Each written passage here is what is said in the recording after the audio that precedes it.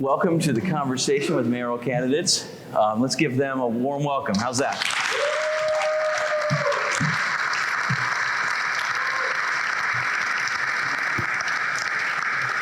We want to take time to thank each of you for being here and for sharing your perspective with us.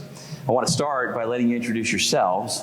Let's take about 30 seconds to share who you are and maybe one reason or thing that you think exemplifies why you're running for mayor. Okay? I'll start with you. Okay, yeah, I'm hot. Good morning, everyone. It's such a pleasure to be here. My name is Floyd Bonner, 42-year veteran of the Shelby County Sheriff's Office, and I'm running for mayor because I think all of us in this room would agree that crime is our #1 issue in our community. So I want to do something about it. I have a plan. We have ways that we feel like the experience that I have that we can bring over to the Memphis Police Department to serve this community. Thank you very much. Good morning, Leadership Memphis. J.W. Gibson, class of '99, the best class. So I am a native Memphian, born in Dixie Homes Housing Projects, raised in South Memphis. I bring a unique perspective to the table as a veteran, a business owner of 3 diverse businesses, a wholesale distributorship, real estate development, and commercial printing. By the way, the commercial printing entity is the entity that prints the lottery tickets. How many of you guys knew that the lottery tickets are actually being printed in Memphis? None of you. They are actually being printed for the state of Tennessee here in Memphis, and we print those tickets. Again, the things that make me unique.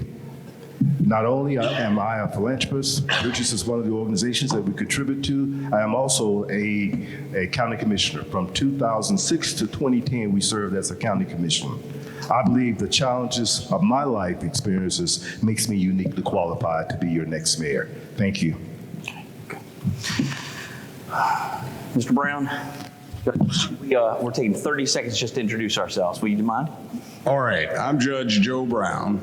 Most of you know me. I've been around here for at least a half a century. Been with poverty law, first black prosecutor for the city, was a deputy way back in the early 70s, ran the DUI special court here. I was the head public defender for the city.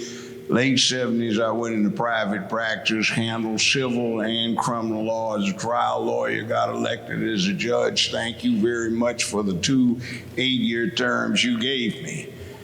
I kind of set the country afire on reducing crime from the statewide recidivism rate of 80% down to 18 in my courtroom by some innovative methods which I'm going to bring to bear when you elect me mayor. Now, I am brokering public peace with street gangs and OGs as we speak.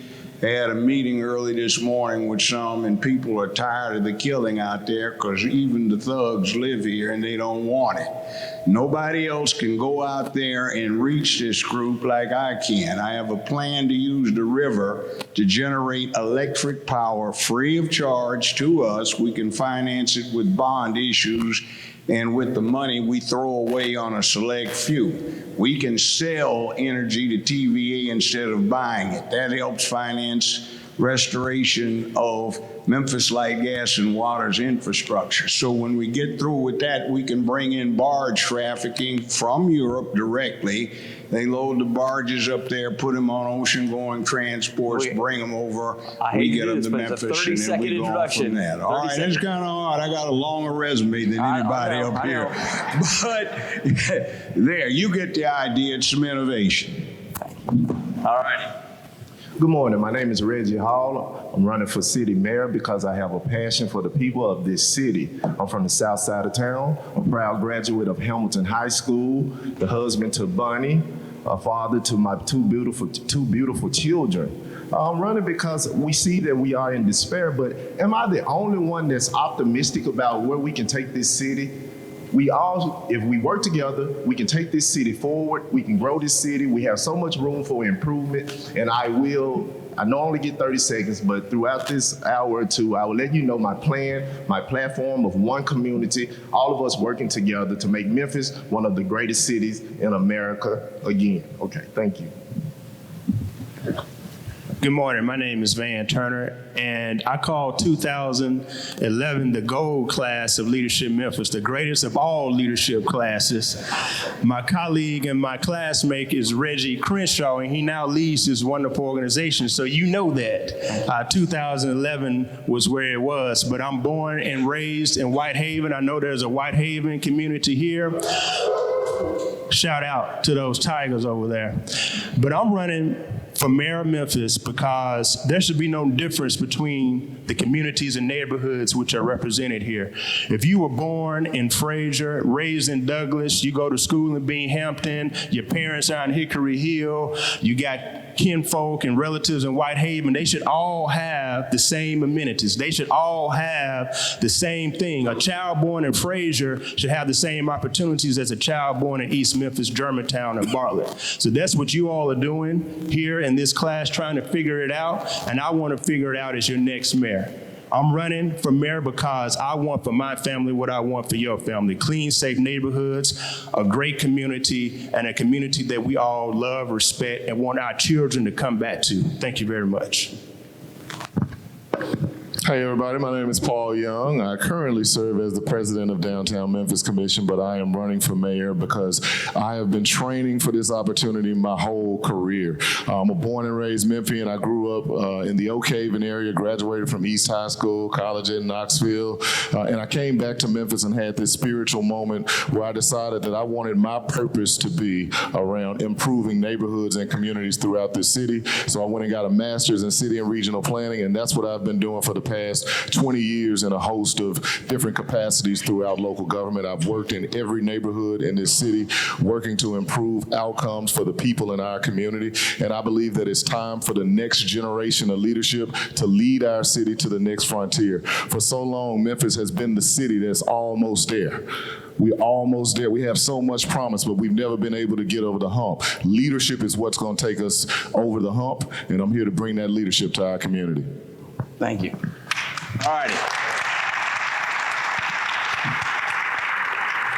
We have a limited amount of time, and we have 6 of you. I have a timekeeper in the back. I'm going to share with you the question, and I'm going to give you the time limit. And as that time ends, I will interrupt politely, but I will interrupt because I want to make sure everyone gets a chance to hear from each one of you. And so it really needs to be equitable in the process. So please work with me in that process. All right, thank you very much. All right, so the first question, Michelle Harris, where are you? You asked a question about crime. Do you want me to ask it yourself? Michelle Harris? Michael Harris. Sorry, misread it. Michael Harris. You need it? Here, feel free to ask it. The time limit on the question will be 2 minutes. Oh. Okay, so crime is just doing way too much across our city and causing serious economic implications for our business communities. How do you intend to equitably address crime and produce results for a safer Memphis? I'm going to add to that. We have 2 other questions that are similar. That's right, I don't need 2 mics.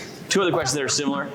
We know the narrative around crime. This comes from Michelle Taylor, but haven't heard many concrete solutions that address the root causes. Please describe how you'll include early childhood initiatives you're proposing to provide the necessary supports for underserved children and families. And another one that's about juvenile crime as well. So it's crime and juvenile crime, if you could. All right? Mr. Bonner, will you start? 2 minutes. Where's the timekeeper? I always lose. In the back, where's my timekeeper? Right there. Oh, I can't see. I guess you'll stand up, right? Because I can't see you from here. Okay. All right, addressing crime and juvenile crime, I think you had 3 questions in one, so to speak. But, you know, what I do each and every day, we address juvenile crime. We try to address juvenile crime.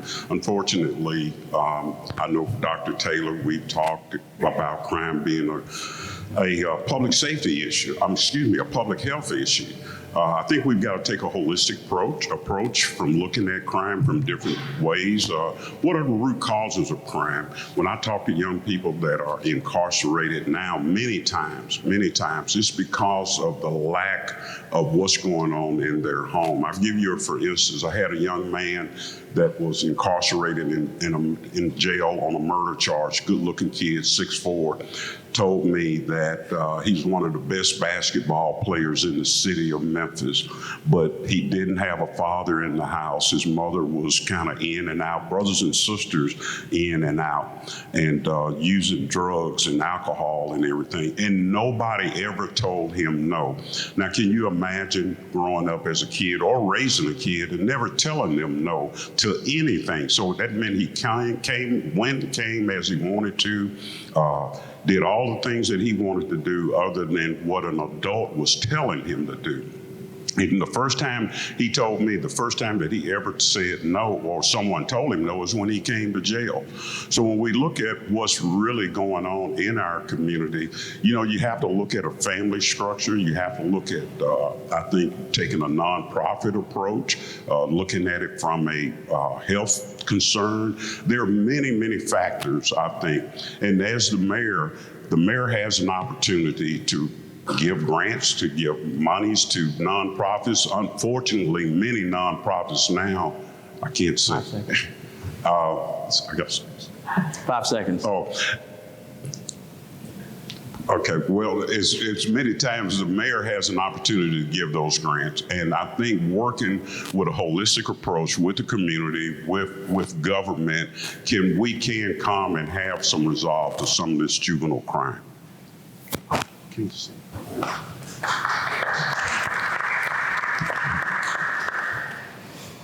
I've had long experience with this. Two of my former students, the late singer Barry White, who I had on a playground when he was a skinny 12-year-old kid. We worked with him, his mother. He did what he did. Last person executed in California was Tookie Williams, who co-founded the Crips. We had him as a 14-year-old volunteer. He did not do too well because we couldn't get him out of the swamp. Now, I've learned a lot in the intervening 55 years, and I run programs. I'm running them right now. I have one I want to set up. I've been talking to the district attorney about brokering a thing where amnesty will come to those who help clear up the violence in the community. The OGs out in the hood, they want the violence cleared up because they live there too, and they don't like their friends and relatives being murdered. Now, I have a program that I started 30-some years ago. I've been working on it for a long time. It still works. I reduced the statewide recidivism rate from 80% down to just 18% when I retired.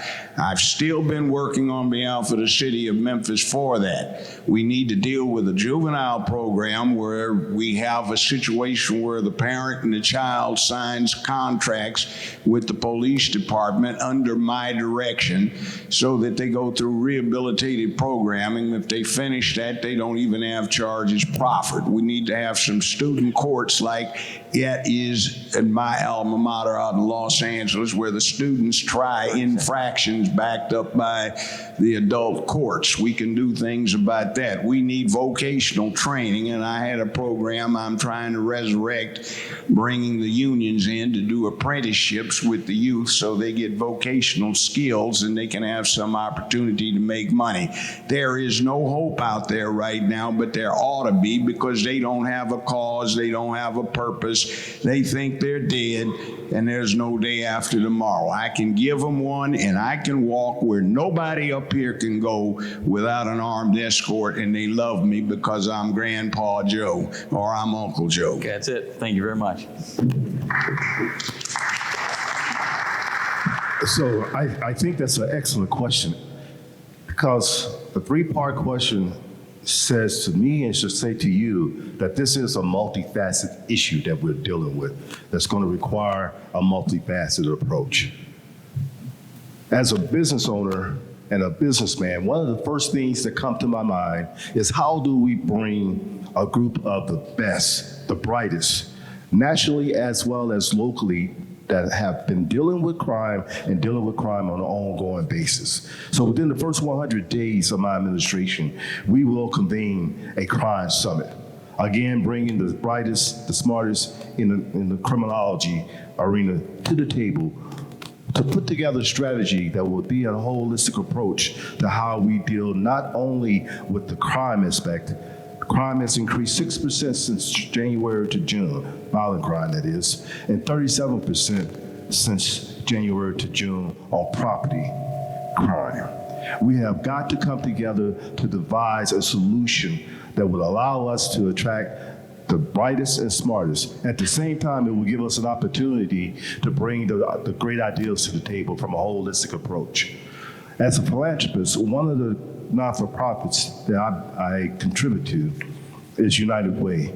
United Way has a Driving the Dream program that's very effective in getting into the community, working with the families, not just the juvenile, not just the adult, but a holistic approach on creating those wraparound programs that will address early childhood incidents that have caused a negative effect on these kids. It will also prepare the parents for an opportunity for a better job perspective.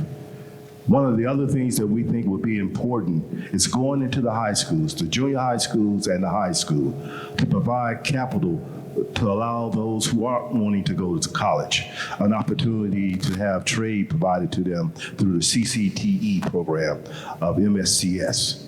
We believe that also would give them an opportunity to do something other than gather and cause issues around criminal activities. Thank you.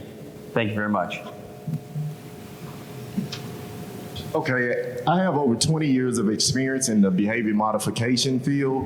And what I saw early on is that when we released children back into their communities, that it was a socioeconomic problem. So we built our first trucking company to provide jobs for these young people once they got out of the facilities.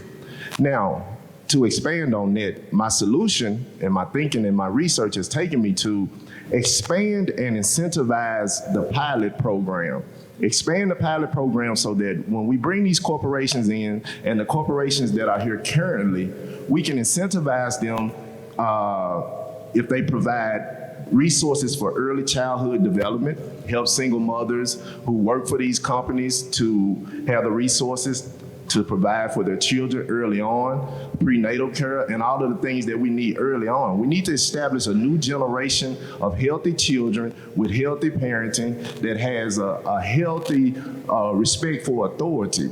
So we want to incentivize that first and foremost with the pilot program. And then we grow from there. And then another thing that I saw as far as behavior, and then we want to incentivize them for literacy programs. We want to make sure that education, we all understand that education is the key to bringing people up out of poverty. Memphis has a poverty problem, and crime is a byproduct of that poverty. So we know that over 25% of our city lives in poverty, and 44% of that 25% are children under the age of 18. So we must lift them out of poverty, incentivize these corporations to work, and then later on in this debate, I will explain my social justice impact funding program and how we can bridge the gap between corporate Memphis or corporate America and the people and sweat equity of the citizens of Memphis. Thank you. So there are three parts that I would like to answer this question with: prevention, intervention, and suppression. When we talk about prevention, before we said violence on the county commission, I was a chairperson of the county commission when we did this. Before we said violence was a public health issue, we first said poverty was a public health issue. So we all know that the root cause of crime is poverty, and it's not just poverty, it is unaddressed poverty. We've disinvested in our communities. Many of the communities are represented here today. And so we have to tackle poverty first before we look at the other issues. I say that we need a public safety commissioner, someone that can bring together the federal grants and resources, the state grants and resources, and align those with prevention efforts, as well as maintaining the relationship that's needed with the chief of the police. The chief of police and MPD is only one aspect of crime. That is not the total answer. We're not going to lock our way up out of this problem. Prevention. As a county commissioner, we joined with city council and we funded universal pre-K. Learning begins before K through 12 education. We made it possible that if any child wanted pre-K services, that child was able to obtain those services prior to entering K through 12 education. We need to double down on that. We need to make sure that our young people are prepared so that when they get to the 3rd, 4th, and 5th grade, they're on grade for reading. If our young people are not on grade for reading during those crucial years, they become truant, they drop out, and then we see them on the news. The second aspect of this is that we have to address intervention. Look to Craigmont High. They have a Boys and Girls Club in Craigmont High, 100% graduation rate for the young people in their program, as opposed to a 70% graduation rate for the young people that are not in that program. We know what works: intervention, mentorship, next suppression. And it's not just 500 more officers. We need 500 more first responders. We don't need to send a SWAT team for a pullover and kill people like it was done with Tyree Nichols. We need various first responders to address the whole comprehensive approach that we need for crime. Thank you. Yeah, I believe that the response has to be twofold. One, we have to hold people accountable. So the folks that are out here terrorizing our neighborhoods and communities, we have to hold them accountable. And as mayor, we have direct oversight over the Memphis Police Department. But the other side of accountability lies in the hands of other elected officials, like the district attorney, like our judges. And so as mayor, my goal is to make sure that I am the chief convener, the chief collaborator that's bringing all of those players to the table so that they understand how their decisions are impacting the community when they're not holding those accountable that need to be held accountable. So accountability is one side. The equally important other side of the equation is the intervention and prevention. And I mean being smart about intervention and prevention, because the reality is we know who the people are that are headed down the wrong road. They're in truancy court. They're getting suspended from school. They're having early interaction with the law. But we just wait until we have to hold them accountable. We should be directing programs and opportunities targeted towards those individuals that are already headed down the wrong path. Not in a punitive sense, but in an opportunistic sense. Let's give them different opportunities to change their lives. And we know all of them won't listen, but many of them will if they knew that there was a different path. We also, part of the question was around root causes. I think we should also be taking a deep look at the environment in which our young people are growing up. I have a 12-year-old and an 8-year-old, and I can't imagine just leaving them to the wilds of the world. There are kids in our community that go home and nobody cares where they are. Nobody cares if they ate tonight. Can you imagine leaving your kids to their own wilds? What would they do? Of course you're gonna go break in a car if somebody says, come do this and I'll give you $1,000. We have to provide opportunities in a deep sense for our young people, and that's what I plan to do as our mayor. Thank you. All right, I want to start on that side of the table this time. And this is a question that's around crime, but other things as well. We live in a fragmented society. There's a lot of money, donations, grants that are given out to different organizations, but very few are coming together and working together. So the question really is, how can you best get local employers, businesses, sheriff's department, MPD, and other agencies and organizations in the Memphis area to work together to get things done? How can you get everybody to collaborate, and how will you collaborate with them? Well, I think first the mayor sets the tone by being a collaborative mayor, a collaborative leader that's bringing all people to the table. That sets the tone and makes others want to do the same.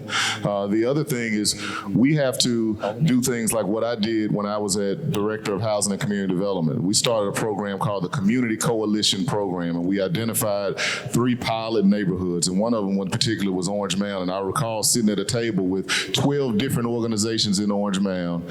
They were all fighting for 12 12 different things. And what we said with this program is that we will provide resources to each of your programs, but we need you all to align around one common cause. Because if you can imagine 12 different organizations asking for 12 things versus 12 different organizations asking for one thing, in local government it's much easier to provide resources for that. And so working with our community so that they understand the value of partnership. The last thing I would say is galvanizing around certain causes, because right now I think everybody in our community is trying to figure out what is going to be the answer on crime.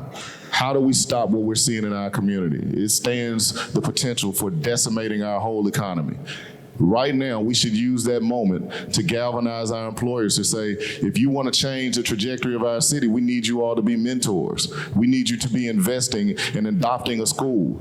Use this opportunity to galvanize around the causes that are truly going to resolve the root issue, which is poverty. We all know that there are too many families in our community that have been without resources for decades, for generations. We've been talking about this for many years. We have to use this moment to galvanize and do something different.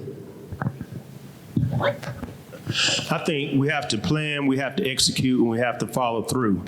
Planning means that we have to bring everyone to the table and we have to lean into what their strengths are. I led a nonprofit for some time, the Memphis NAACP. I was president, and at the same time was a commissioner. And so I've seen the collaboration as it relates to what the government does and can do and what the nonprofit private sector can do and is able to do. And so I give you the example of how we removed the Confederate monuments. We planned, we collaborated, and we made sure that everyone was at the right place, in the right position, and able to execute. The next part of this is execution. You have to make sure that you are dotting the I's and crossing the T's. We knew that had we messed up and made a misstep, we would have been sued. We would have damaged the Confederate monument that we were pulling down, and it would have been a horrible outcome. So you have to make sure that you are executing. So this means that once the nonprofits and the business community and the governments are at the table and we have the plan, we have to make sure that we go over the execution and you have a good leader to execute. You have a good chief administrative officer that is watching this day in and day out and can execute. And then you have to follow through. We knew we were going to get sued when we took down the Confederate monuments. We knew there would be death threats. We knew that there would be issues. We planned all the way through to the very end, even through the court case that occurred. We won the court case, and then we went in and we moved the actual remains that were there in compliance with the Forrest family and the Confederate sons and daughters of America. I use that example to say that if we could do that, if we could take down something that had stood for over 100 years in this city, and everybody said it couldn't be done, we can do the same with poverty. We can do the same with getting our youth together. We can do the same with cleaning up our neighborhoods and making sure that they're safe. Plan, execute, follow through. Thank you. Once again, I'm going to double down on the pilot programs, and I'm going to double down on education and financial literacy. That's the problem. We have to get out of poverty first and foremost. So I want to, like I said earlier, I want to expand and incentivize the pilot program. We want to make sure that the leadership is the bridge between wealth and sweat equity. That's the only way to move forward. I'm running on a one community platform. It's not always about this side or this side. It's all of us together. So you have 17 people running for mayor. So what you're looking for right now is who can lead. You're gonna hear the same stuff over and over and over again. Who can you trust to lead you? Who can you trust to go in and fight for the whole city, for everyone, the entirety? That's what you're looking for. Someone that's gonna look you in your eyes and tell you the truth. Look you in your eyes and tell you, hey, we have to work with both sides. It's not us versus them. First and foremost, we have to build one community. Coach Calipari said when he exited the city, he said that Memphis has two communities. So if you want to win, we want to see championships here, we want to see it grow, then we have to find a way to work through our differences. And you got to have a leader or leadership from the mayor's office that's able to bridge those gaps. I'm running on that. I'm the bridge between all communities here in the city of Memphis, and I'm the bridge between the city, the county, and the city and the state. I can work with people. You have to be able to work with people. You can't just go one side and just preach to one side and then you go make deals with the other side. You have to create a way for both sides to work together. And that's why I will be the bridge. I am proper leadership. I am a natural born leader. I was born to do this. Day one, true leadership. So, as you will hear me talk throughout the community on this campaign trail, you will hear me talk about two major issues: collaboration and the engagement of our community. As a philanthropist, which I shared with you in my introduction, we have a really solid and good relationship with the non-for-profit community. One of the things that we're going to do as mayor of the city of Memphis is to create a department that brings together non-for-profit organizations. This non-for-profit director main purpose will be to create those collaborative opportunities between non-for-profit and government to attract or address some of the major issues within our community, and also end this notion of silo operation. Silo operation is what's really causing us a lot of damage. A lot of entities want to maintain their autonomy. They want to operate within their own silos and not look to be collaborative. We have got to change that. Another thing that we're going to change is bringing back our grant department. The city of Memphis used to have a department that sought grants, not only other city grants, state grants, federal government grants, national foundation grants. Those grants are out there. Interestingly enough, right now, there's at least 2 federal foundations that are looking at Memphis to invest in Memphis. If only Memphis could get its act together from a leadership perspective that can show these national foundations that we have the ability to pull together the collaborative efforts that they're wanting to see.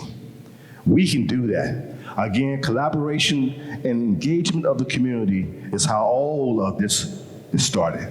And we're going to be asking the community to become more involved in helping us to address the major issues of the community. We can't do this as a mayor office by ourselves. MPD can't do it by themselves. Collectively, we can do it. Thank you. Thank you. I'll start with this. My major at UCLA was political science and urban development. Now, I could go on about the next 3 hours running down a detailed list of programs I could put in place. I don't need to bring in anybody because I know, without being braggadocious, you're looking at one of the foremost authorities on the subject in the United States. I have lectured to governments in cities, states. I even lectured to the U.S. Supreme Court in the Second Circuit on the subject. I taught a regularly scheduled seminar at Yale Law School on how to deal with this.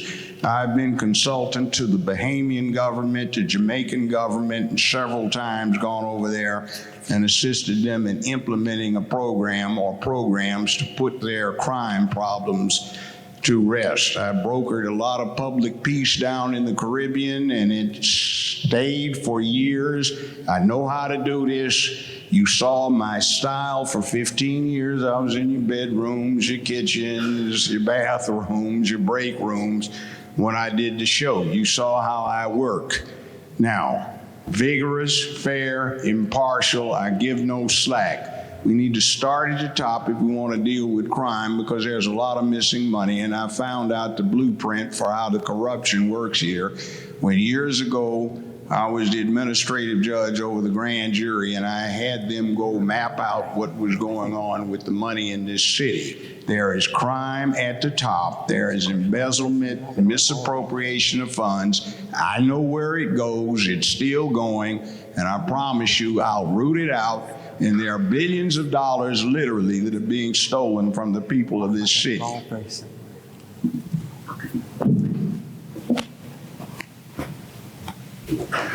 Many times as we as leaders go about our business each and every day, just like you here today collaborating, but many times we don't go out in the community and talk to the people that live in the community and find out what they want to look like, what their community wants to look like. So when you start talking about a leader has to be able to go out into the community and listen to the community. All of you are here today represent various communities. You may not live there, but you're working for that community. This is the collaborative effort that we must have together. As your mayor has to show that leadership. He has to show that passion. He has to show that concern from the perspective that he wants to see all do well. What happens in Orange Mound, where I'm from or grew up at, will trickle down to Westwood, and what happens in Westwood will affect Orange Mound.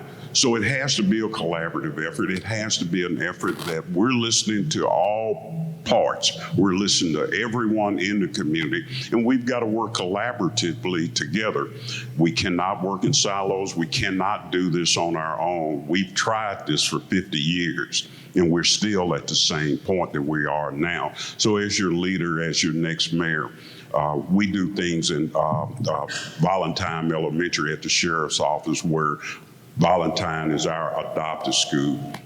The things we do over there, the opportunities that we have to share with those young kids over there, you would be amazed at how many kids are just so appreciative just because someone is taking the time. So a mayor has to be all-purpose, all-encompass, a person that was willing to listen to what the community is saying.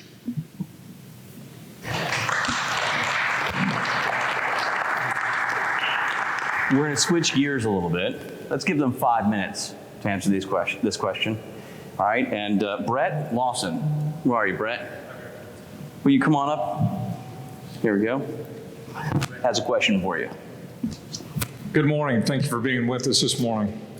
So yesterday we learned that improving educational achievement improves crime and healthcare metrics. We also know that Memphis is no longer supporting schools with operational or capital resources as all surrounding municipals do with their school systems. This is a glaring equity issue in our community. If elected, what, if anything, would you do to address this inequity in our city?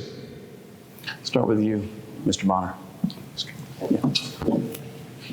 Yes, now, personally, I never thought the city of Memphis should have gotten out of the school business. I understand that, but as the question stated, municipalities are funding their schools. So because of the maintenance of effort agreement, or what you would have to do if you continue to fund the schools, I don't think the city wants to take on that. But what the city can do, city government can do, is provide after school and after school care. We can use community centers, neighborhoods. We can pay for tutors and teachers.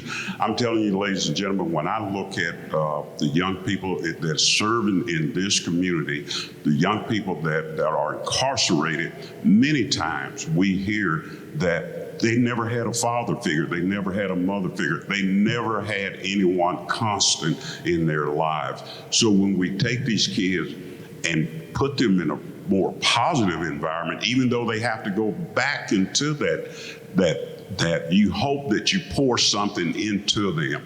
You try to educate them. You try to get them to see that there's a better way. We need to implement programs after school, and the city can be a part of that. The city can take responsibility on after-school programs and mentorship, even reading classes. My wife does team read, and she even comes out to a jail lease where I've got youthful offenders, 16, 17, 15 years old, that can't even read the 5 words. So when our children are not growing up and they can't even read 5 words, what kind of opportunities are they expecting, later on in life? We all know without a high school education, it's not a whole lot we can do. However, there is job training. There is other things. It's not that it's no hope, but we've got to become a more educated society. We've got to invest in what we're doing. And we can do this with programs and working with nonprofits. There's over 14 14,000 nonprofits in this community. 14,000 nonprofits. Now, the state has made it more difficult because everything now is evidence-based, and a lot of these smaller nonprofits don't have the resources. So the city needs to help them even being able to provide the resources to be able to get the funding that they need to do the good work that they're doing in the community. I know of people that have nonprofits for over 30 years that is doing good work. I talked to a lady not long ago in North Memphis that was doing work, and not only was she mentoring, not only was she teaching kids after school, she was feeding them out of her own pocket most of the time. So we have an opportunity as city government, even though we're not funding the schools, but to help those people like her that are doing the work, and helping them to provide these type of services for our kids. We cannot continue to work again in our own little corner of the world. We've got to take a holistic approach of what our city looks like, what nonprofits look like, what poverty looks like, what education looks like. Education is the key to everything. Everyone in this room is educated. I think if I asked everybody to raise their hand who has a degree, pretty much everybody in the room. So you understand the importance of it. What we've got to do in city government is to be able to go out into the community, spread the word, let our young people know financial literacy is important, geography is important. So when we talk about helping nonprofits and using mentors, we can pay for those mentors. We can help that. Talk to Rose College, the new president over at Rose College. They're just looking, they're starving for opportunities to work in the community. And those are the type of leaders and the partnerships as your mayor that we can partner with. We can go to Nashville, and Nashville many times kind of overlooks Memphis. Well, there's no kind of overlook Memphis at all. They overlook us, but I do have relationships in Nashville, which I think are so very important because I can go to Governor Lee's office. I can talk to him. We know one another, and we've got to sell our city and demand that the state help us more with what we're doing here in Memphis. Thank you. I've been an educator. I've been a school teacher on the junior and high school level. I have a history of that in the family. I know how that educational process works. One of my plans is to seek the city attorney's office on the County Board of Education and sue them for fraud. They have not delivered on the educational compact. They have gotten rid of the senior teachers with master's degrees, PhDs, and long years who were paid $65,000, $80,000, $90,000, $100,000 a year, and they gave excellence to the system. They have replaced them with student teachers who have no more than a 2-year degree. They start them at $28,000 to $32,000 a year, and we are not getting education delivered. We have a problem with fraud on the County Board of Education. Ms. Shalea Harris resigned recently, saying that she did so because of the ignorance and the perfidy that we have out there with these $100,000 contracts that the board doesn't need to approve. I've seen some of them. They are absolutely ridiculous. We have, for example, in the Board of Education, we have a board attorney's office. We have a board legal staff, but yet we hire a silk stocking law firm that we pay $500 to $1,500 an hour for the same work that is supposed to be done by the legal department of the board. These things are sucking up the resources.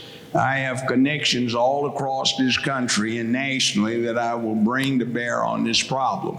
Myself, when I was on the bench, I conducted 5 classes at a time involving single-parent head of households with boys in them from 13 to 17 to deal with the chaos. You have to put manhood back in the hood, and for the last 50 years, I've been somewhat famous about spreading manhood and dealing with duty, honor, obligation, responsibility, accountability, ethics, morality, and purpose. And I found that if you put this in the youth's head and you give them a purpose and a cause, they focus and they do things. We have had a bankrupt policy here where we have got away from character development. There is not this in the home. I can start from when I was the public defender and I went out in the communities back in the 1970s and I saw the lack of home training. And I saw what happened years later when some of the same people I dealt with them came in front of me and they had no home training.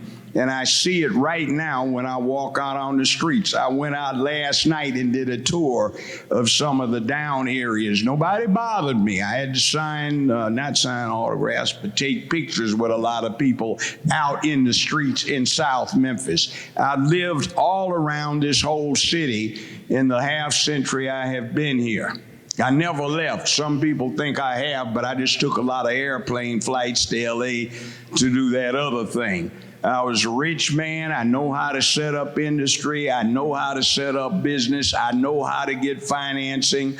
I know how to deal with youth and get them motivated to be part of a process. I know how to go out and get marginal youth who are on the cusp of being a thug and turn them into effective leaders. If you walk with me right now, I can guarantee you we can't go for half hour anywhere in this town where at least one somebody doesn't walk up to me and thank me for straightening them out years ago, a few years ago, 4 years ago, 2 years ago, because I know how to do it. It's called leadership. And when you can get a bunch of people that don't even know you to follow you in an endeavor and say, follow me, rather than I'm going to set up a committee and start a study with clueless people who are clueless like I am, which is not my case, and I'm going to throw money at it so my friends can snatch petty cash and get wealthy at the public trough and the rest of the thing goes to hell. That's not the way I run business. I have never done it that way. I shall not do it that way. I shall not allow it to be done that way. I am intolerant of a lack of ethics and wrongdoing. And that's what we need in this city. We've got $700 million committed to converting this football stadium to a soccer arena. $200 million some dollars to getting an international hotel, a facelift downtown. $200 million to this area of 25 acres down here right across from the baseball stadium that we're paying for. We get nothing out of it. Thank you. It's time we took it back. So education is extremely important, as we all recognize. Memphis did get out of the act of educating our class. We should be in the act of educating our community. How do we approach that conversation? I agree that the maintenance of effort might not be the ideal approach. However, we have got to figure out a way to get to the table to have conversation with our educators because they are failing us now. And I think input from this particular mayor will give them an opportunity to improve the work that we're looking to do within the school system. Education is brought to you in different forms. Early childhood education, for example, gives us an opportunity to address the needs of our kids at an early stage so that by the time they get to the third grade, they are reading at that third grade level. We move along the tracks of educating our junior high school kids and our high school kids. There's an opportunity for city government to get involved in investing dollars into those CCTE programs. For those who don't see themselves going to college, participating in the CCTE program will give them that technical training by which at the completion of the training, they can either have their certification or they will have the experience to walk away from high school to find a living wage job. We do also have to take a look at how do we involve our youth into programming after school. That's something that I, as mayor, would be willing to invest in. It's a holistic approach. We constantly hear people talk about that. But to talk about is one thing, to be about is a totally different thing. We have people sitting at this table, other than my good friend here, who have been a part of that government effort that has failed us for years. It's time for a change. It's time for someone who has the ability, the track record of showing that they care enough to give back to the community. And I don't say this from a boastful perspective. I say it because I've been blessed to create 3 different businesses, and God has done me well, so I want to give back to the community. As a philanthropist, we do give back to the community. When I talk about creating that non-for-profit department within city government, it's because I understand the non-for-profit community. It's because I understand that Memphis has some of the best non-for-profits in the nation. And the ability to convene those non-for-profit organizations around the notion of collaborating and how we address the issues of the community with the front support of city government can go a long, long way to reducing the silos efforts that we see in a lot of the non-for-profits operate under. Bridges, youth service of the county, youth service of the city are 3 separate entities that I've supported over the years. Each one of them have their perspectives of jobs and programming that they do extremely well, but they're working in silos.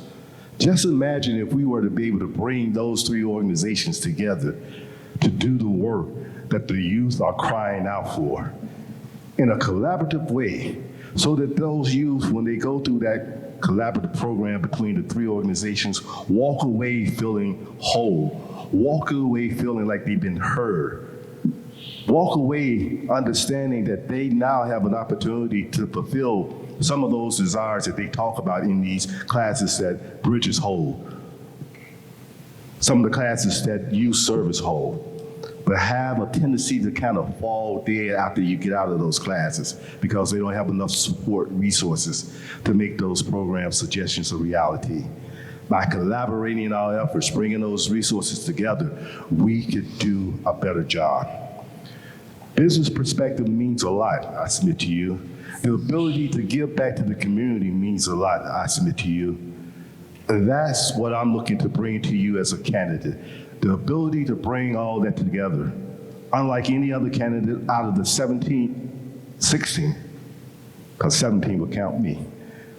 But unlike any of those other 16 candidates, none of them have the ability to bring that holistic understanding to the table to create what needs to happen in order to actually have that holistic collaborative effort that all of them talk about and had an opportunity to participate in, but they haven't thus far. Thank you. I guess I'm ready for football season because most of these debates and forums, I've been kind of stoic like Bill Belichick or aggressive and strategic like Nick Saban. But today I get to be more like Mike Tomlin, the coach of the Pittsburgh Steelers. And the reason I get to be that way is because when I read the email on the invitation, it said that this would be simulcast to over 4,200 of the city's executives. So I get to motivate. And that's why you continue to hear me go back to the pilot program, because in my social justice program, I want us all to work together. And ironically, that this is Bridges, and you guys are the leaders. You guys are the strategists of the city. So I know that we can work together, but let's go with some solutions and some things that I've been working on. I met with a group last week, and I told them about, I was looking over Roosevelt after the Great Depression. And that's kind of like where we are, because I thought that I would die without having something major happen in history during my generation. And then we had COVID 2020, and that really devastated us. And so we had to fight back from it. So I'm proud to be an American right now and fighting back from that. I'm proud to be a Memphian as we fight back from poverty and everything that we're going through. So what I was looking at from the New Deal from 1934, 1935, how they created the FHA. But one thing about it, what they wanted to do, we talk about living wages, and we need to get there.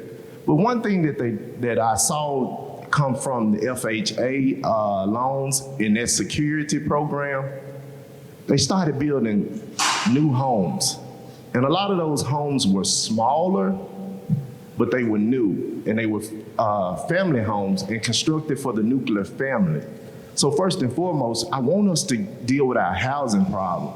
They told us that over 52% of Memphians are renters. That's too high. We need to swap that. We need to be over 50% home buyers. And what I proposed was homes, brand new homes, green solutions. We need to modernize. We need to build new homes. We have the space to do it. We need to modernize with green solutions. Homes between 829 square feet to maybe 1129. And we give people the option, and we put the new amenities on them. We make them look new, and we make people get involved and feel involved with the process. We have a ton of infrastructure money that has been given, that has been allocated to the city from the Biden infrastructure bill of 2023. So let's start to build. That can create construction jobs. That can create other jobs. And if we do this and we build these new houses, it makes it attainable. We can build houses that can sell for between $100,000 to $150,000. And we can give the people a chance to be homeowners. And this is the first step in my financial literacy program, creating more homeowners. And if you give a person a piece of the pie, and they're working on a piece of the pie, and you teach them how to fish, this is what we want. You can't go right out and buy the mega homes, the $300,000-$400,000 homes. Let's start small, give people a chance to buy brand new starter homes, and then you become more a part of the community. You're more vested. And then when we build new schools, I came in through Alsea today, got a chance to see the brand new Alsea Elementary. It is beautiful. So we want to, like I said, I want to be the bridge between the city and the county. And we want to make sure that we find out the motivations behind us not working together. I want to be the bridge between the city and the state to find out and make sure that we are getting the resources that we deserve and the resources that we need to allocate. But once again, the reason that I know that the executives and city leaders are listening to us today, so I want to continue to ask you guys and the rest of the leaders that aren't here in person, let's work together. Let's bring the neighbor back to the hood, and let's connect and reconnect so we can build this thing up together. Let's build wealth. Let's teach people how to fish. Let's educate. Real quick, out of 82 schools that perform in the bottom 5% in the state, over half are here in Shelby County. Let's build communities. Let's make people financially literate. Let's sell homes. Let's build homes. Let's sell homes. Let's work together for the future. I'll keep the football analogy going. And so when you think that you can change the game, and when you want to get in the game, what do you say to the coach? Put me in the game, coach. Shout out to the Tigers who are playing tonight and to the East Mustangs out of Binghamton who are playing tonight. My son is the starting linebacker, number 7. And so what we got to say is, put me in the game, coach. We got out the game. Bartlett, Germantown, Collierville, they're in the game. Arlington, Lakeland, and Millington, they're in the game. Memphis is not in the game. We got to get in the game. We got to put some skin in the game if we want to see a change. I was an attorney for the school board back in 2008 when the city pulled its funding out of the schools. There was a lawsuit, and after that lawsuit, the city no longer funded K through 12 education for the city of Memphis. That's left a $40 million deficit of funding that would have gone to our young people had the funding. How can we talk about how bad things are? How can we talk about and lament how horrible things are, and we pulled out the game? We're not even in the game, but we coaching from the sideline saying that's bad. How horrible is that? How bad is that? We have to get back in the game. We have to fund K through 12 education again. I understand maintenance of effort, and maintenance of effort was not the real issue. Maintenance of effort is a state law which says if you give $1 to the schools, you have to continue giving that $1 because our young people are relying on that funding. And you should not treat young people and treat our kids like you do other projects. If that project doesn't go through, fine, we're gonna pull out of that. You can't do young people like that. So maintenance of effort is a good law. It says we're given to our to maintain their giving. The problem with maintenance of effort is once you give the money to the schools can take that money and do what they want to do with the money. That's always been the problem. As a county commissioner, we were frustrated. We would give millions of dollars to the schools, yet we still had $500 million in deferred maintenance.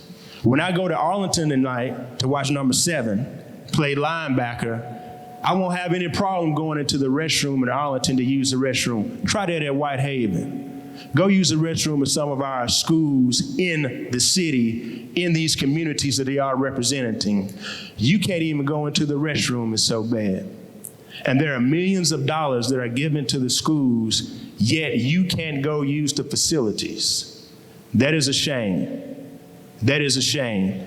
The schools in Fraser, Douglas, Binghamton, Berkeley ought to look the same as they look in Arlington, Lakeland, Germantown, and Collierville. And when our young people go out there and realize they got to come back to the schools in their communities, we are doing harm and violence to them because it shows that we don't care.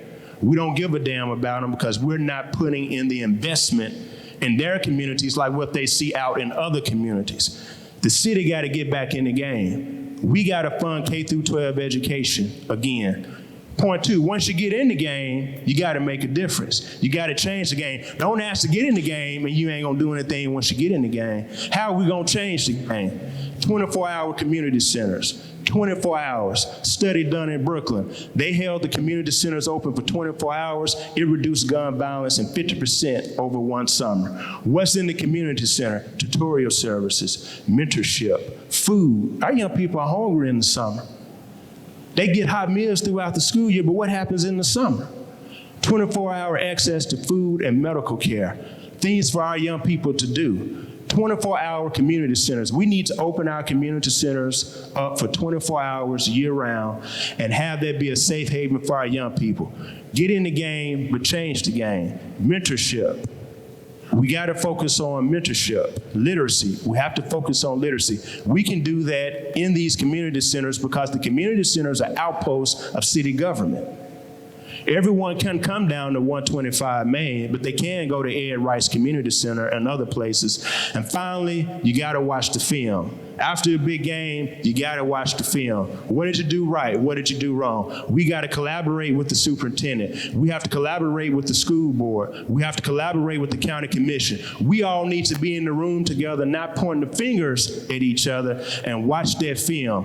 What are we doing? How can we do it better? How are we going to chart a path going forward? That's how you can make the change that we need. But first, Pastor, we got to get in the game. Thank you.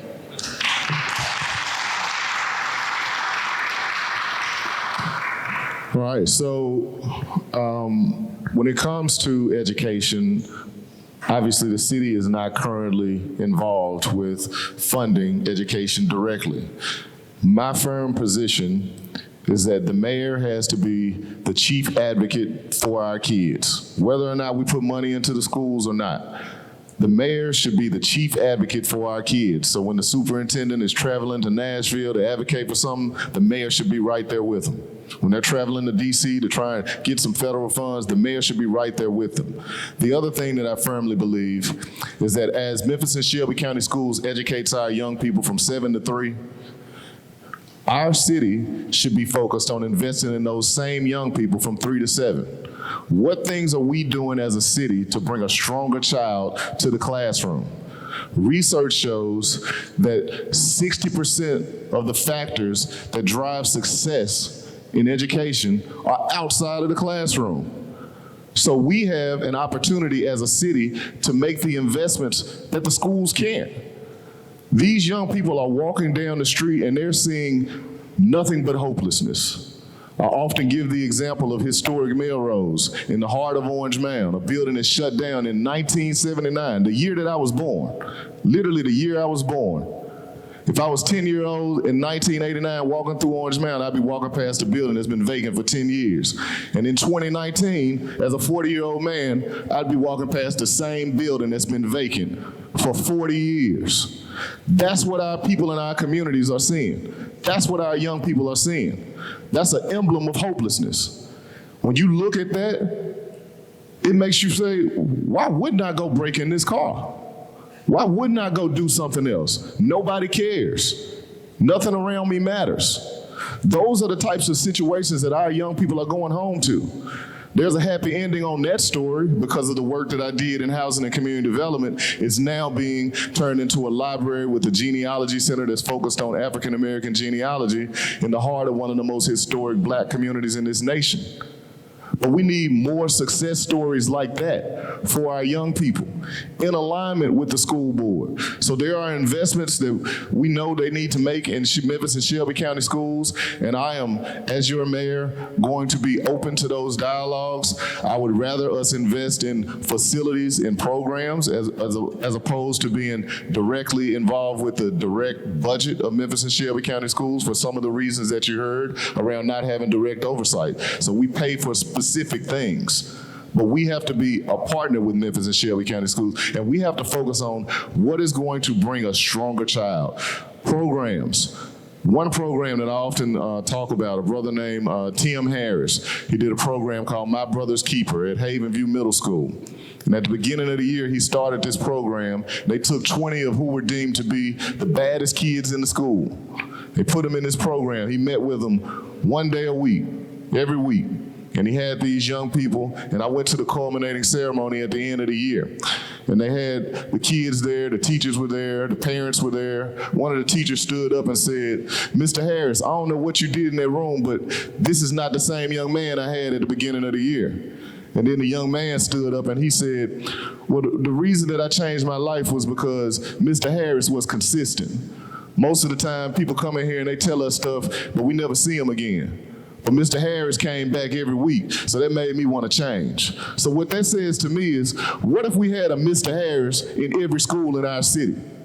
Those are the types of things that our mayor should be thinking about investing in. There are people in our communities every day that are out here doing this work for free. They're out here working in our neighborhoods and communities for free. My job as mayor is to find out how do we invest in them so that they can take their work to scale. We have to think transformative about what's going to change our community. And we have to be able to directly touch the lives of our young people. Education is not just in the classroom. We have to make deep investments in our communities. We have to activate our community centers. We have churches on every corner with open spaces. They should have after-school programs. What programs can we fund that can be active in the schools after school? We should think creatively, and I'm going to be the partner to make sure that we do that for our kids.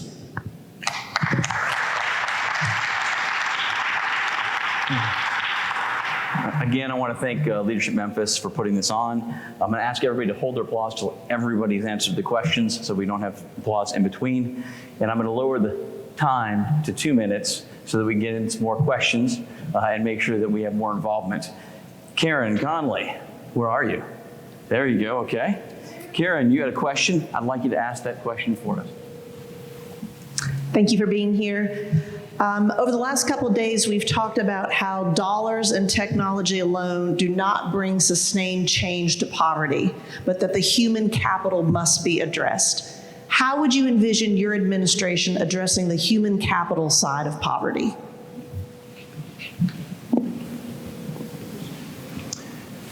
Please start on that end of the table. Yes.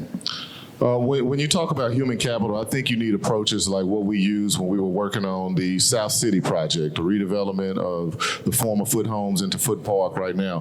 One of the things that we did as a part of that federal grant was as the families were being relocated from those housing units, we tried to do something different than we had ever done when we were working in public housing. We assigned case managers to each family, but we didn't just have those case managers sitting in an office downtown. As the families were relocated, there were concentrations of people that were in Fraser, in Whitehaven, in Hickory Hill, and other areas of the city. And so we set up those case managers in those specific communities. They were working with these families on what would it take for them to be successful, whether that's transportation, whether it's a job, whether it's childcare, whether it's training, all of the things that they need. This case manager was connecting them to services directly. Because the problem in our community is that it's so bureaucratic that the people just have no idea where to turn.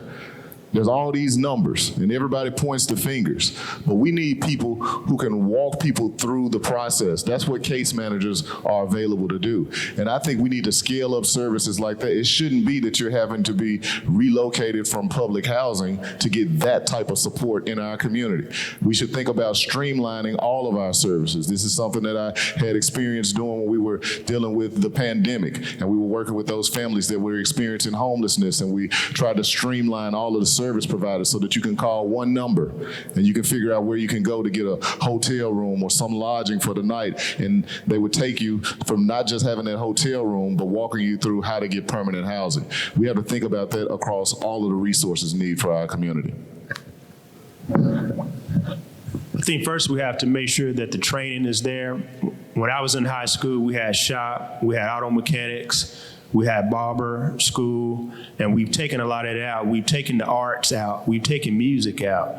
And so many of the things that our young people could be doing, we just remove them out of schools. And so what we have to do is reinvest in those things that worked in the past. We have to make sure that the technical skills are where they need to be. And if our young people don't finish formal high school, we have to lean into the GED programs. And there's several of these programs throughout the city, taking young adults back in, making sure they get their GED. But once we train them and we inspire them and we get them on the right path, we got to make sure that there's workforce investment. We got to make sure that there's a job. What good is it to train these young people, these young adults, make sure that they stay on task and get their GEDs, but then we have no work for them after that? Blue Oval is being created. It's a $6 billion project. We're talking about 7,000 new jobs, paying $60,000 a year with good benefits. Our young people have a place to go if they are properly trained. If Blue Oval has to bus in people and bring people in to work those jobs, we have failed. We failed as a community. And once we do that, we have to make sure that our people, our young adults are investing their resources. They're going to buy homes and they're not renting. They're putting money back to raise a family. They're doing the things that will make them successful. They're making the investments that will make them successful.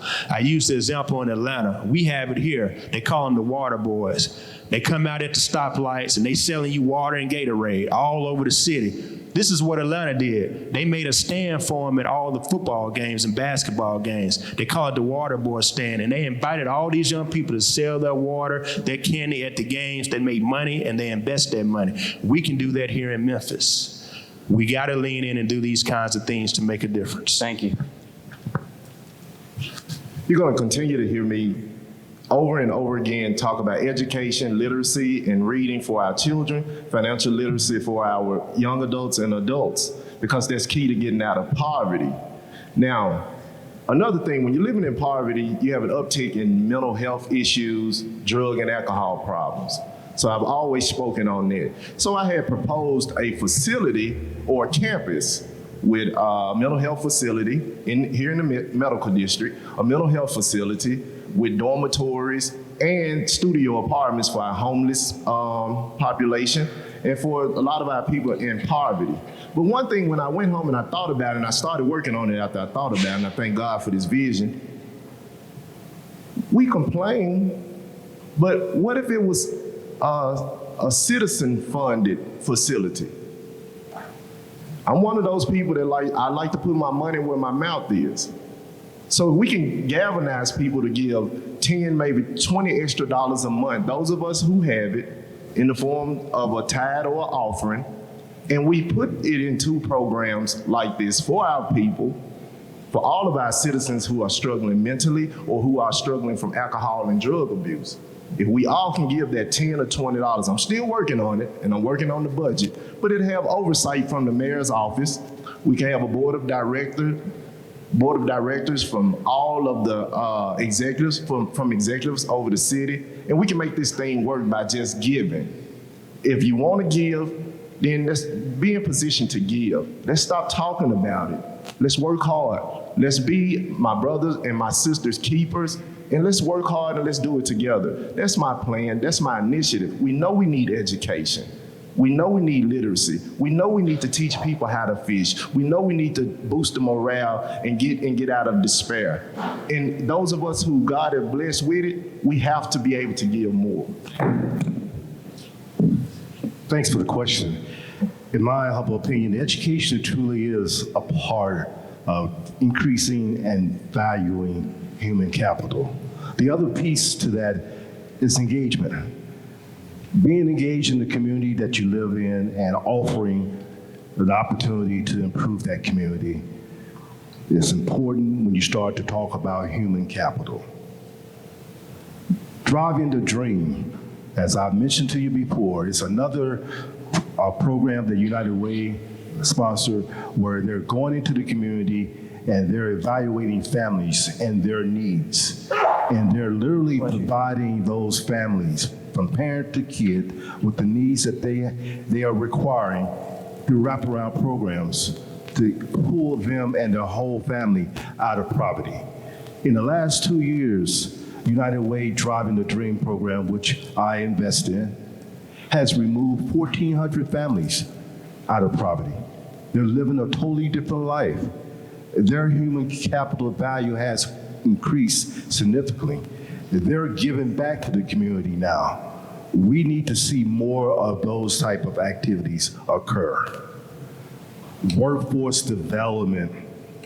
For whatever reason, the city got out of workforce development approximately 8 years ago. That's something that I guarantee you that we will get back into as mayor of the city of Memphis. It's so important. We got about 15,000 jobs here in the city as we speak that aren't being filled because we can't find the skilled labor. You hear a lot of talk about Blue Oval.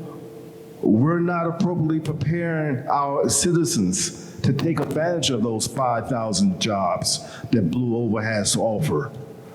All because we don't have the mechanisms in place to train, to provide the training that's needed. We will bring that back. Thank you. The question resolves itself in development of character, but when somebody talks to you about character, you have to look at their deeds, and there is a 900-pound putrid, rotting zombie gorilla hiding back in the shadows, and you ought to be able to smell him. One of the worst travesties to exist in the United States of America as it impacts women in this town exists in this town.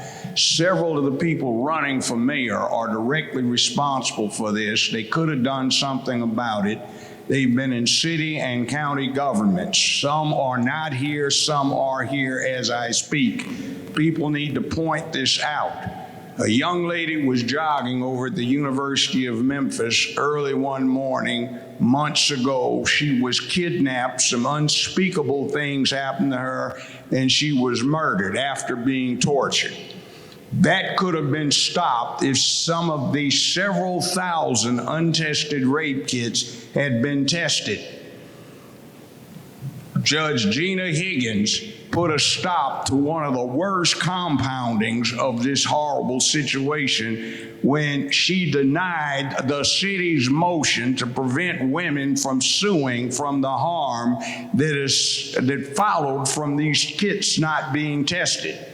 9 years ago, I started talking about this, and I've been overridden by mainstream media. They try to suppress this. Somebody's got to say this.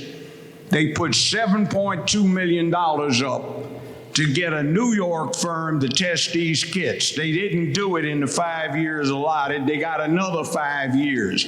Somebody got paid quite a lot of money supposedly to vet this, and they're still making money off of it. And you ladies are still jeopardized because no one's done anything about it. So when you listen to people talk about what they're going to do, you need to find out what they've done when your lives and well-beings have been in their hands and they have neglected you. Thank you. I think when we talk about investing in human capital, we've got to take a holistic approach. I know we hadn't had an opportunity and hadn't talked very much about, but mental health is real. And I know it has affected my family, and some of you will probably admit that it affects yours.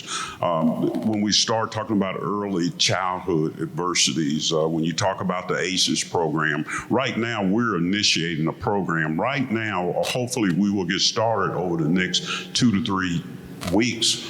We're in the jail at 201. The program is called Inside Circle. I mentioned it yesterday to the media, and probably we'll do some follow-up stories on it. But this is where we've taken 10 shot callers, if you will, inside the jail, people that have a say out on the streets, and deal with the trauma that they've been dealing with all of their lives. So when we look at a human capital type thing, we've got to deal with some root causes first. We've got to deal with the hurt and the trauma that people have gone through all of their lives. And that's what we're trying to do now. So when you talk about that, we can talk about Blue Oval and jobs and things like that. I believe Blue Oval is great.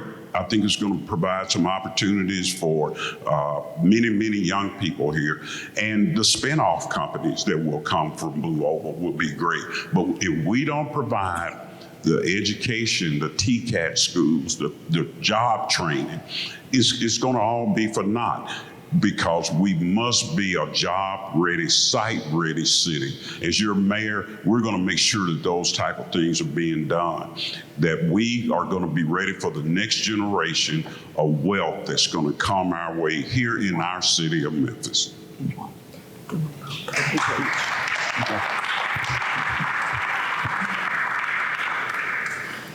All right, so Linda Hewlett, right? You got to read handwriting. It's just hard sometimes. There you go. Will you ask this question, since it's your question? Yes, I think. We're going to have 3 of them answer it. Oh. So if you'll pick, I can determine. you can determine which 3 you will pick will answer this question. Wow, no pressure, right? All right, so it's election time, and a lot of promises have been and will continue to be made until October the 5th. However, given the severity of issues, to keep our city moving forward, what innovative strategies do you have to revitalize this city? And I'm going to choose Sheriff Bonner, I'm going to choose Van Turner, and I'm going to choose Paul Young.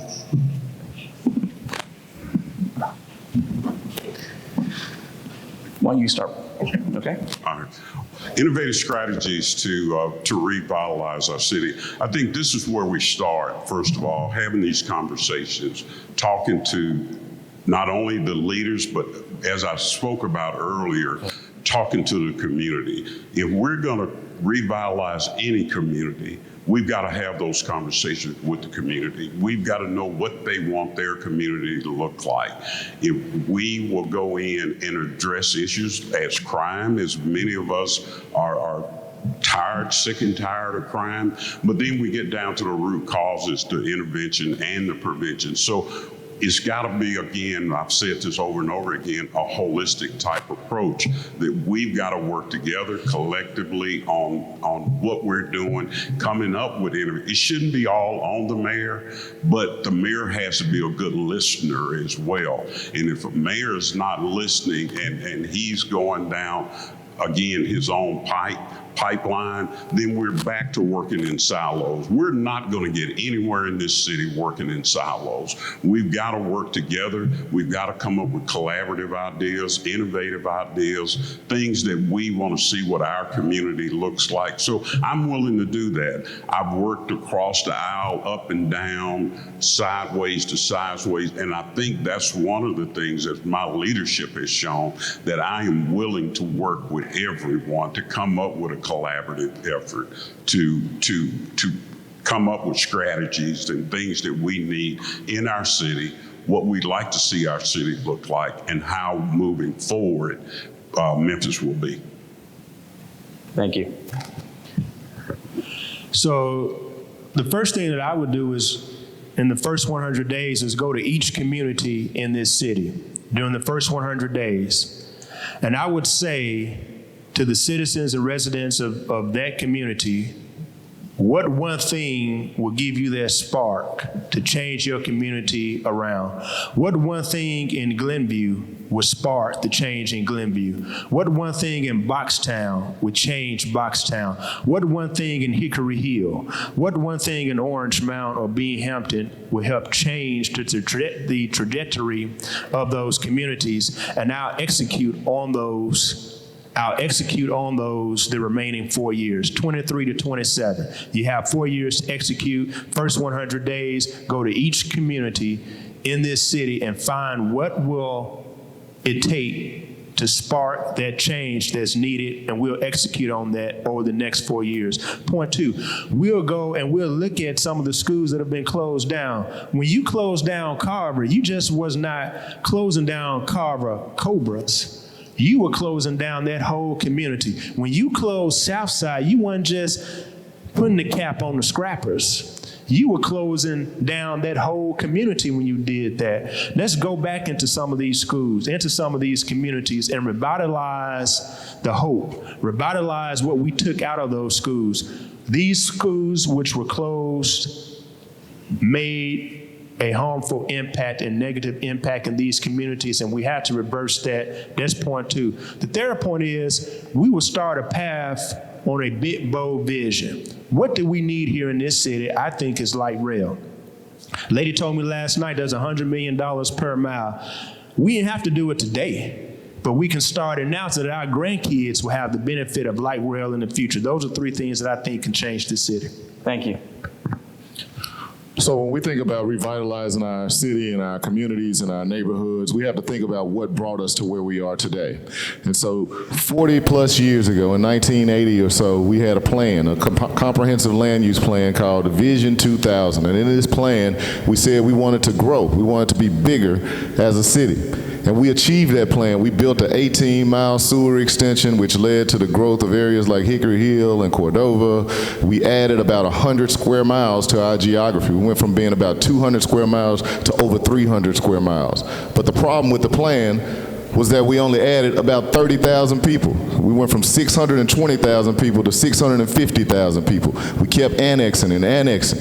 And what happened was people were moving from the core. They were moving from South Memphis. They were moving from North Memphis. They were moving from Whitehaven. And they were going further and further east. And it left our communities desolate. And so the way that we change it, the way that I plan to change it, is by investing in the anchors. What is an anchor? So think of our downtown. It's our living room. It's our billboard for the whole region. It's the thing that everyone sees. And so if we make investments in downtown, it has an outsized impact on the whole regional economy. The same premise applies for a neighborhood. There's an intersection, there's a node, there's a place. If you're in Orange Mound, it's Park Avenue. If you're in Whitehaven, it's Elvis Presley. If you're in Hickory Hill, it's the intersection of Winchester and Hickory Hill. We start making investments in the anchors, which is going to change the perception of the community. It's going to feel like there's progress. It's going to change the perception of those that are looking to invest in the community, because they're going to say, this is an area that has something going on. Something's happening here. And they're going to go one street over and make another investment. We have to invest in our anchors to change the direction of our communities. Thank you. For this question, I'm going to call up Marcus Cox. Marcus? I need a microphone over there. Fantastic. For this question, I'm asked the three that did not answer the last question to answer this question. We'll start with you, Mr. Brown. All right. Thank you all for being here. You all have said in some way or another about Blue Oval City. The question is, how will you ensure Blue Oval City will really drive economic opportunity to the overly unemployed sectors of our city? They've got 27,500 employees they're going to hire. Not only Ford, but Cadillac's going to hire about 25,000.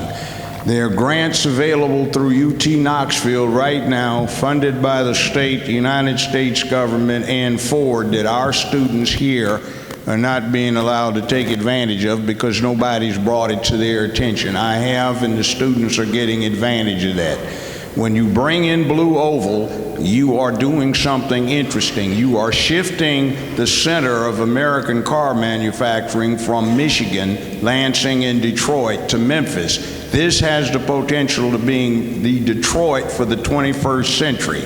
I have interests that I know in Europe and in the Mediterranean who are trying to work out something to use the barge trafficking here, to load the barges up here or there, have them put on ocean-going barge transports and get these cars from the Memphis area to Europe through the Suez Canal and into Asia, and then coming back the other way, saving 9,000 miles from going from Asia to Los Angeles to the port of Long Beach, coming back through the canal, going through the Mediterranean with these preloaded barges with automotive products, getting them to the largest barge unloading facility in the whole world out here at President's Island, getting them into a distribution economy. With the plan I have, I've been working with some NASA rocket scientists and engineers literally to use modular hydroelectric generators. We can use the Mississippi River at zero cost to us. What we need for construction would be financed by bond issues and saving the money for frivolous distributions that we have right now. We can make our own energy, set up a green energy revolution for the whole country, sell the surplus to TVA and all up and down this river. We can turn this into a big thing. We do have a problem because Blue Oval is going to dump a lot of sewage in our sewage system, which is decrepit, and we cannot deal with that. Nobody can come in unless they have an existing contract with MLG and W. I appreciate it. Thank you. So to me, this is one of those low-hanging opportunities that you will hear me talk about quite often throughout the campaign trails. First of all, I go back to you with the notion that we have got to bring back workforce development. There's no ifs and buts about it. Without workforce development, we have very little that we had already given to Blue Oval to offer to them going forward. As the mayor, I will be that advocate that will stand beside the Chamber of Commerce and MMBC and some of the other advocacy groups that are looking to connect employees for opportunities with Blue Oval, to ensure that mainly because of those subsidies that we have given to Blue Oval already, we want to ensure that they give back. And by giving back, they're going to work with the MLBC, the Chamber, and BBA and the other advocacy groups to ensure that we identify those local residents who are properly trained through workforce development to accomplish those tasks that Blue Oval has available. We will also be a part of the recruiting efforts of the subsidiaries and the amenity corporations that are going to be brought to this area to support Blue Oval's needs. And we're going to have those same type of conversations with those amenity and subsidiary corporations that are moving. It's all about how do we put together a package that not only say that we support Blue Oval in their efforts, but we need Blue Oval and those subsidies and subsidiaries and amenity corporations to support this community as well. It's a give and take opportunity that only makes sense. It's one of those business practices of being efficient, accountable, and being able to leverage the subsidies and resources that are available out there. Thank you. First and foremost, we want to make sure what's coming off of the assembly lines from the Blue Oval cities are sustainable. I'm reading problems coming from the product that's being sold or that's not being sold. So we want to make sure that they are going to provide a sustainable vehicle that's able to sell, because we do want return on investment. We've given them over $1 billion in subsidies over the last year or two. So we want to make sure we get a return on investment. It can look good. We know Ford is a great brand, but right now, electric cars, fossil fuels, it's being politicized.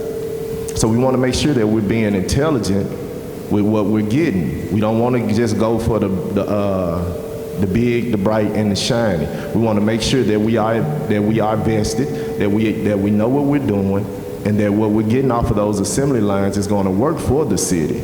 I heard President Trump propose 10 new cities in America. So you need to pay close attention to that. When you're seeing opportunities like these, or Tesla, or all the new plants that Governor Lee is bringing into the state.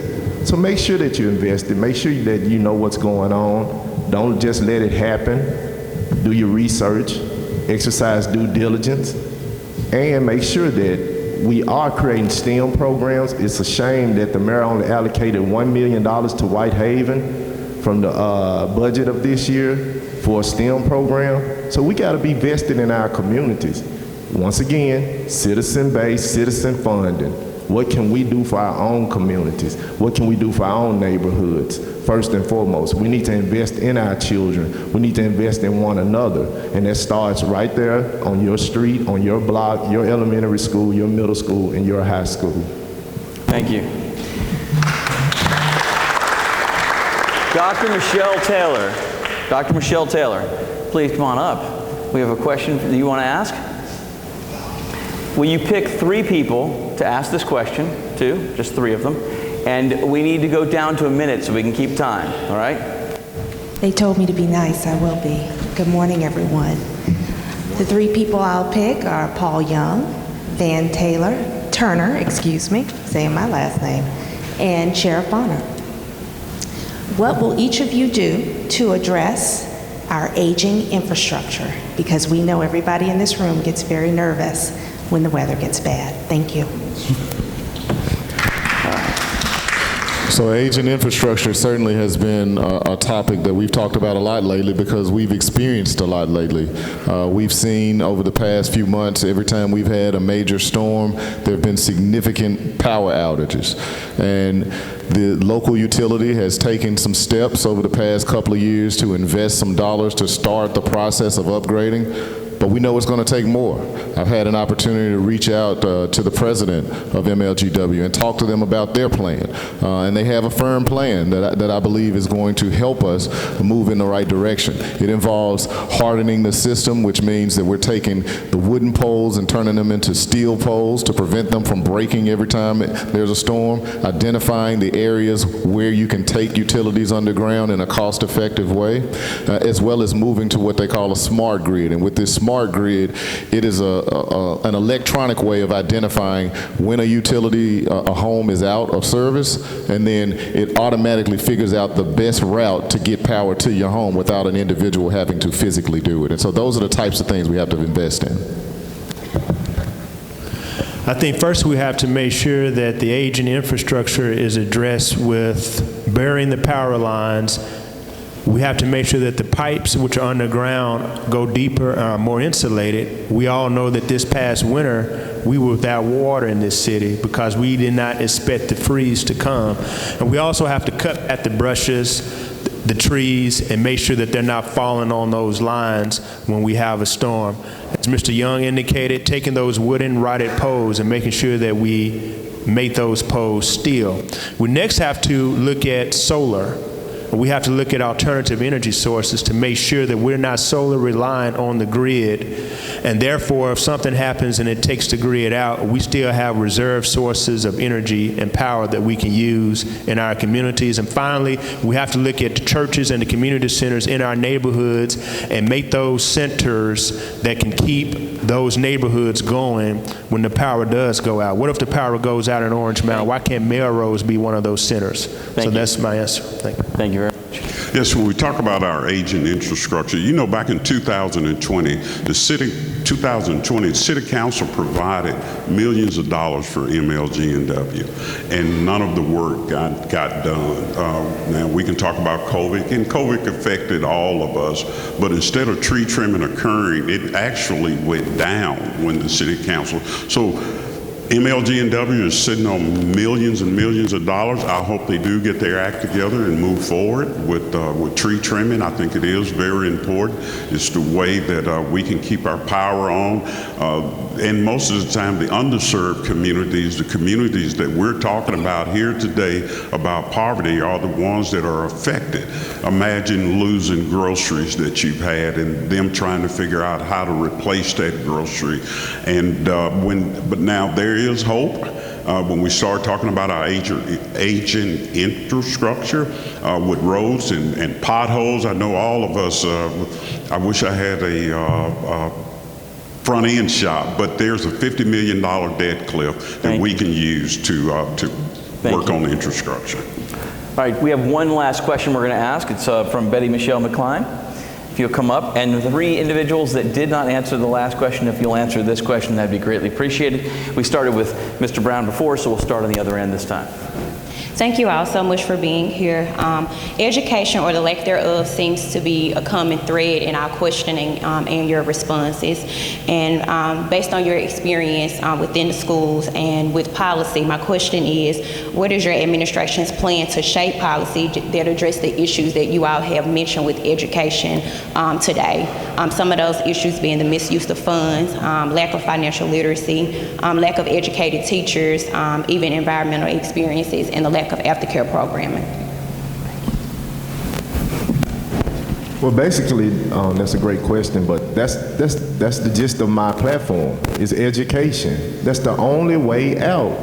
Other than education and pulling ourselves, I was raised off pulling yourself up with your bootstraps, and education. I used to wonder why my mom, as you guys can see, I'm solution-based.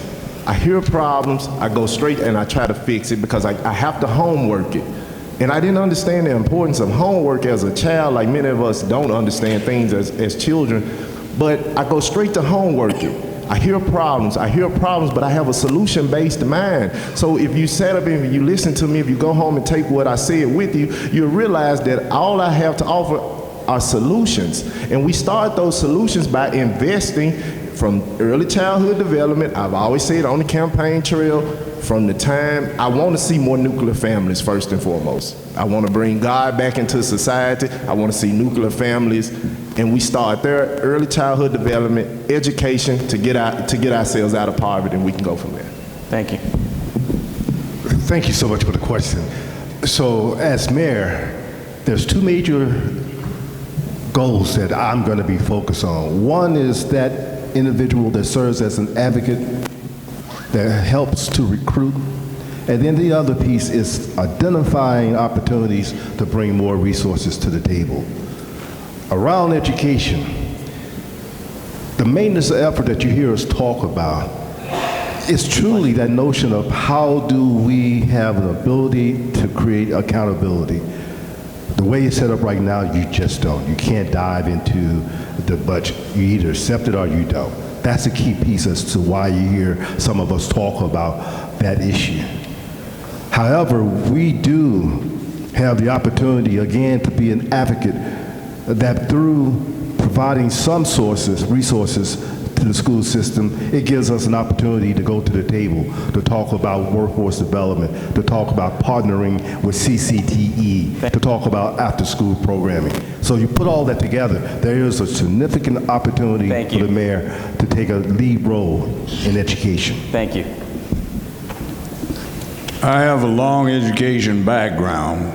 That's the technical thing, but I also was a defense lawyer, and some of my clients were involved with the school board, and I gave them advisement on the consequences of their embezzlement, their fraud, their misappropriation of funds. I've had 2 children that went through this system. Now they're grown, grandchild that might go through it, and I'm concerned. And I see one of the main problems is not so much what we can't do as to why we can't, because it's a cash cow. And I intend to exercise the power of the city to bring action against the County Board of Education for fraud, deceit, and failure to deliver. It was a mistake, as the sheriff has said, for us to turn the authority over to them rather than keeping it with the city. That said, we can do it, but we have to hold people accountable. Thank you. Let's give them all a round of applause.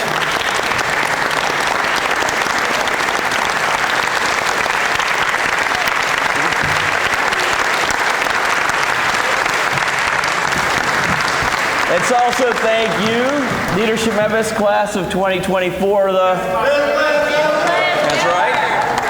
And Leadership Memphis as well. I do want to bring up Reggie Crenshaw, who is the leader of this organization. Where are you, Reggie? Oh, you're right there. Fantastic. Reggie, please come on up.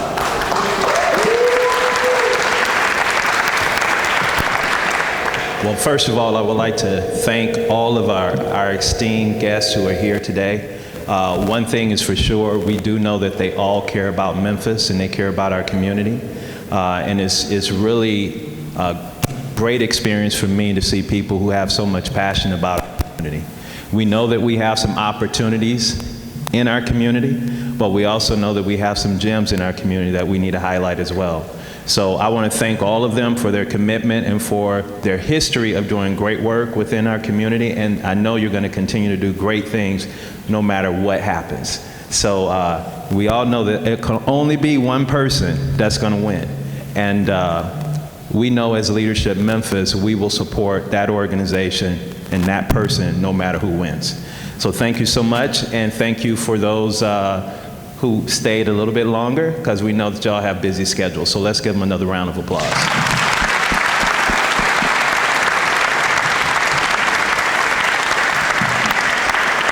Okay, if we can take a quick 5-minute break and then 10-minute break and just come back to your seats and we'll close it out before we head out to the communities.